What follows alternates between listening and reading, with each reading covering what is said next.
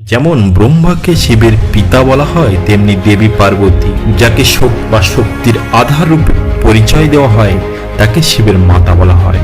কিছু পৌরাণিক তথ্য এবং তথ্যের ভিত্তিতে বিশ্বাস করা হয় যে দেবী পার্বতী তার স্ত্রী এবং মাতার দ্বৈত ভূমিকা পালন করে। পুরাণ থেকে জানা যায় শক্তির আধার মহামায়া ব্রহ্মা বিষ্ণু মহেশ্বর তিনজনকেই সৃষ্টি করেছিলেন।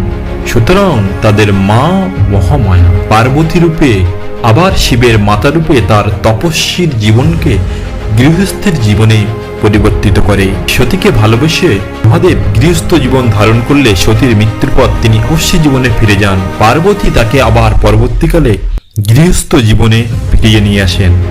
শিবের স্ত্রী হিসেবে পার্বতী জীবন নিশ্চয়তা সৃজনশীল শক্তির প্রতিনিধিত্ব করেন, যা শিবের কঠোর তার জীবনে তার উপস্থিতি তাকে বিচ্ছিন্নতা থেকে বাস্তবতার দিকে টেনে আনে।